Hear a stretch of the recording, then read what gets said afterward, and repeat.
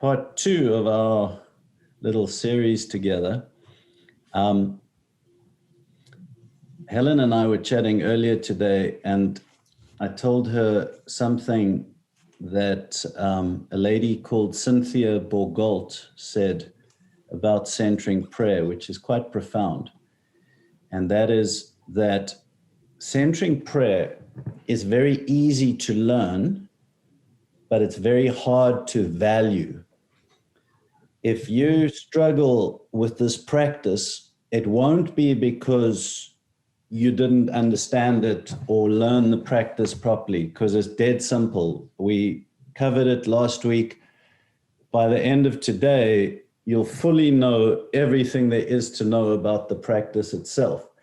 If you struggle with it, if you conclude it doesn't work for you, it's because it's hard to value, meaning that believing and knowing and experiencing that God is doing something powerful in you through the practice is where people stumble. And so my job with this course is, it would take 3 minutes really to tell you guys what centering prayer is.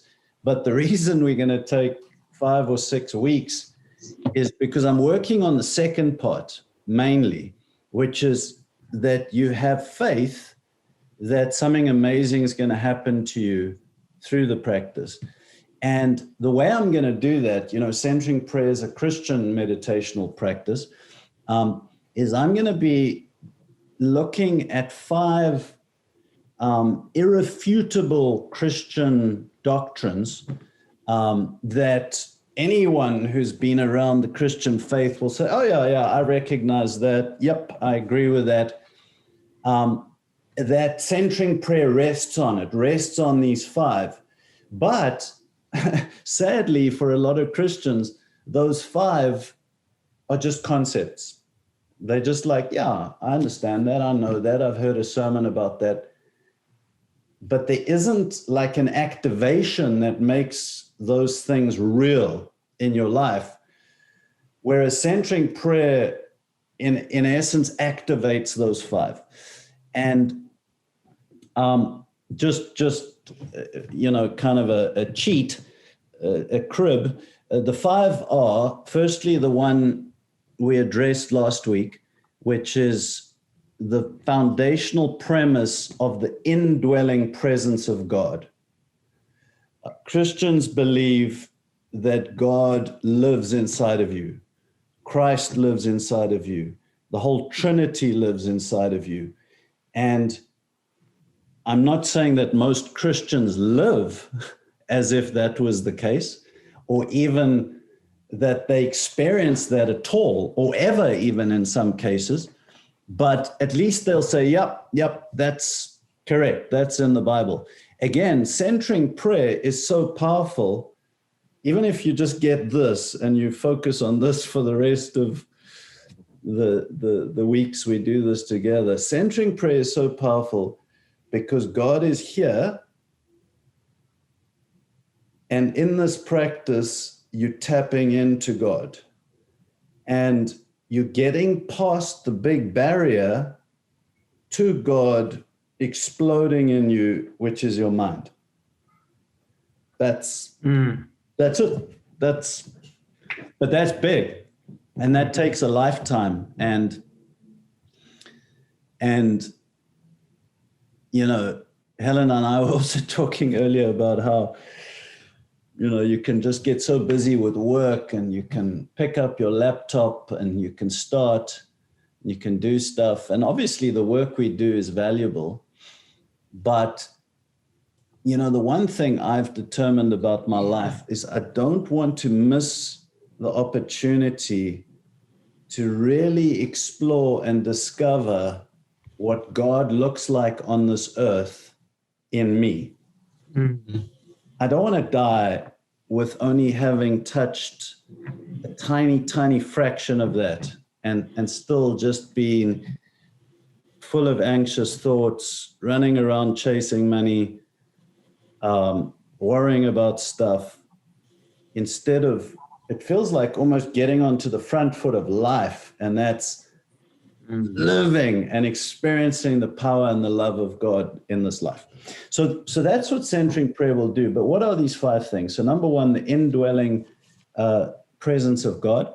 Number 2, and we'll get onto this one today, which is understanding the spiritual nature of man and woman, that human beings are not just a piece of flesh walking around the planet, nor are they a piece of flesh with a very clever piece of flesh up here called a brain that can cognitively process.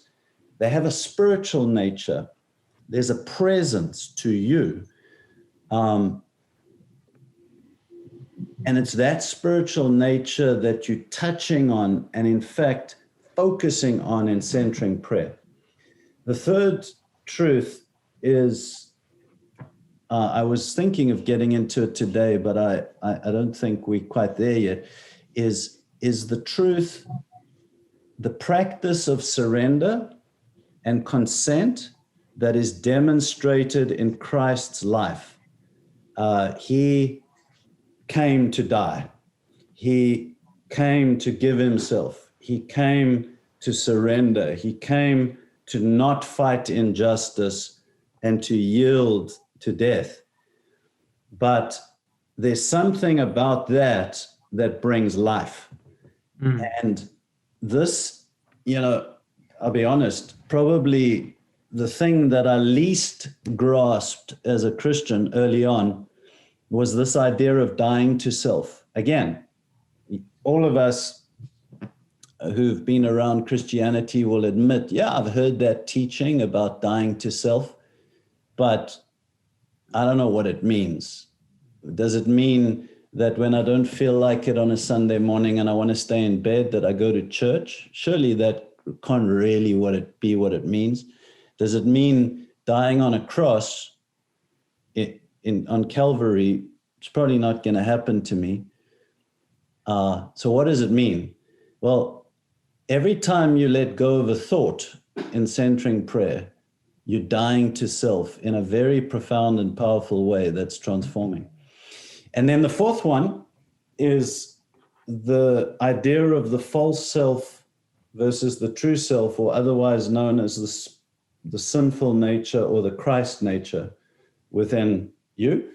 And fifth, the truth about God's grace and his generosity and his love towards mankind. That's where you kind of say, well, I don't think I deserve this. And you say, yeah, absolutely, you don't deserve this. And the quicker you realize that, the better, because you're going to get a lot that you don't deserve, because God is so generous and so kind. So I guess just to recap, valuing the power of what can happen to you in centering prayer is based on understanding that there's an iceberg below this tip. The practice itself is the little bit of ice you see above the water. The practice is simple, but there's 90% of it's below the surface, and that's realizing what God does through this.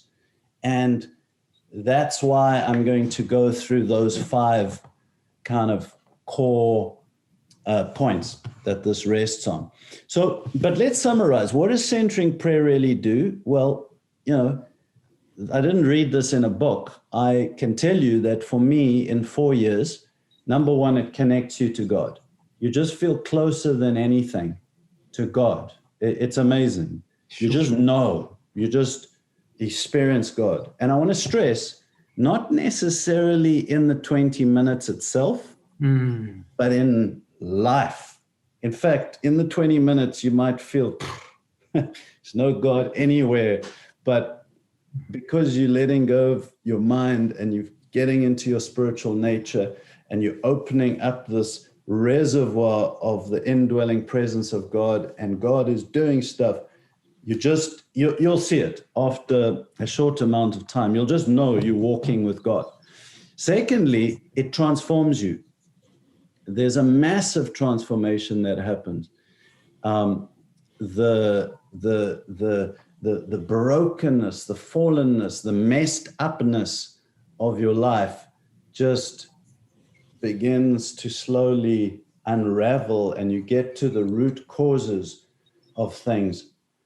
And also there's just this love that comes in. So there's freedom to know God. There's freedom from heavy things that drag you down, and there's greater love for people.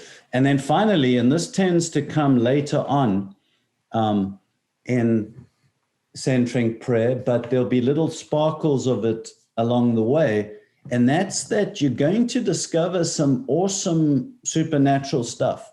You're going to have greater intuition. You're just going to know things that you wouldn't cognitively be able to figure out. You're going to experience spiritual gifts. I'll give you an example. Early on in centering prayer, this actually happened because I came back from Traverse City one summer to Houston, and I played soccer, and it was really hot, and I got a dehydration headache. And in my centering prayer time, I just thought, you know what, maybe like the sense of God's presence in me could get rid of the headache. And I just thought of doing that, and I kind of applied my mind to my headache, and it went away. And I could begin consistently getting rid of pain in my body. And so you might say, yeah, but that's mind games. You just flicked a switch in your brain, and that's why the pain went away. Well, I also thought that until one day I had diarrhea, which is a pretty objective kind of thing. And sorry to share all the gory details, but, you know, I'm lying there with centering prayer, and I'm saying, okay, it works for headaches. How about applying it to this? And I just, again, similarly channeled the presence onto my stomach, and the diarrhea stopped. And then it would work when my wife said, I've got a migraine starting to come. And I said, okay, let's get rid of that. And I just almost put presence on her migraine, and the migraine would go. And then you can ask my daughter, one day we're driving home from Austin, and she says to me, she's got a headache. So I start doing that. I just start applying some of the presence of God to her headache, as it were. And I start feeling it in my own head. And I said, is it like over here, just on the right? And she says, yeah, exactly. So I said, okay. And now is it gone? She says, yes, that's amazing. And so these kinds of spiritual gifts will begin happening. They generally, the bulk of them happen apparently 10, 15 years in, but there's going to be all sorts of wonderful stuff that starts happening. And I don't know what that will be for you, but these are all just different awesome things that God has put inside of us. So, and I do just want to interject here and say everything I've said so far is from a spiritual kind of Christian lens, but atheists meditate, or even if we don't want to call someone an atheist, just say folks who aren't focused on the divine and the spiritual world, they meditate, and there's no question, there's huge neurological benefits, good for your brain, good for your sleep, phenomene, good for your stress. So, like I say, my job now is let's recap how to do it, the tip of the iceberg, and then But now to get you to believe that it's powerful, to value it, that's in essence the rest of my focus. So, how to do it? Thomas Keating's written these 4 guidelines that are on my website, and I'll just read them for you. I'll comment. So this is it. It's easy. Guidelines for centering prayer. Number 1, choose a sacred word as the symbol of your intention to consent to God's presence and his action within. So my word's presence. Every time I say that in my mind, I'm saying, God, I consent to your presence and your action within. Number 2, sitting comfortably, and I add you can lie down, I prefer to lie down. And with eyes closed, settle briefly and silently introduce the sacred word as the symbol of your consent to God's presence and action within.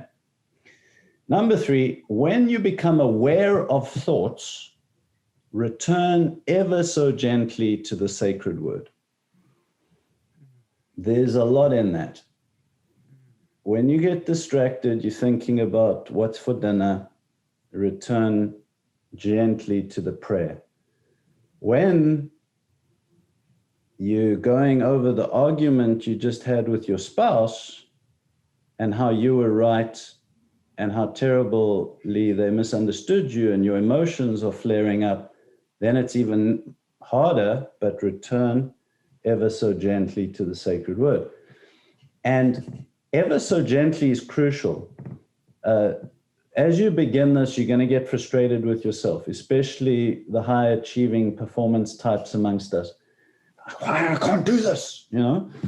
And learning to be gentle with yourself is a huge benefit. And then number 4, and this is quite important, at the end of the prayer period, remain in silence with eyes closed for a few minutes. So on my app, you know, I deliberately choose the long 3 gongs, and you shouldn't just like first gong, great. Now, what text messages have come? For it to really carry powerfully into your life, it's quite important to like just almost bring what you've gained in centering prayer back into your normal awareness. That's why you try to do it slowly and gently. And so those are Thomas Keating's 4 points. I'll add a few practicals. And that is that the minimum recommended time is 2 times 20 minutes a day. That seems to be the tipping point for the rewiring of your brain to occur fast enough so that you begin to outweigh the impact that your mind has with enough time in the spirit. And some of these are just my pieces of advice. Secondly, try to do your first 20-minute session early in the day before you start with the cares and concerns of the day. And then Thomas Keating recommends try to do the second session before dinner.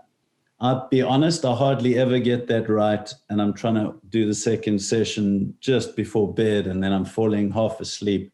But if you can try to do it before dinner, which is tough for working people, it's great. But I will tell you that if during my working day, I could actually just get on my couch or sit in my chair and start doing it, it's incredible. It's just like, wow, why don't I do this every day? But just getting to do it is tough. I've mentioned have a straight spine when you do it.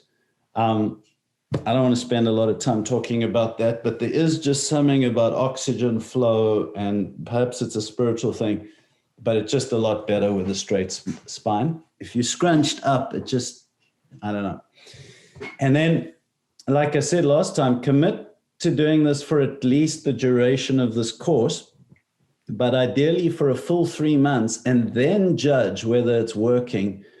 And don't judge this by how you feel during the session, your 20 minutes, because most of that is just hard work where you're letting go of thoughts. Oh, it's frustrating. Why do I think, why am I, you know?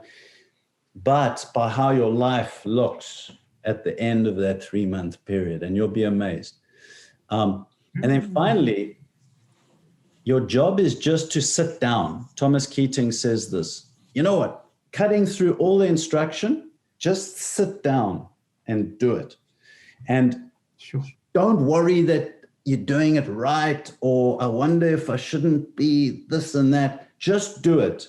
And I promise you that's correct. I've been in it for 4 years now. I don't know if I was doing it right, but I can tell you it's amazing. I just wish you were all at the 4-year mark, but then you'd miss some beautiful things that happened during the 4 years that were really special.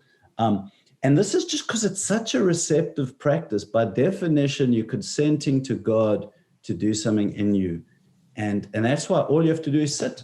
If you give him the time, he'll do a great work. So, you know, that's kind of, I think it for today.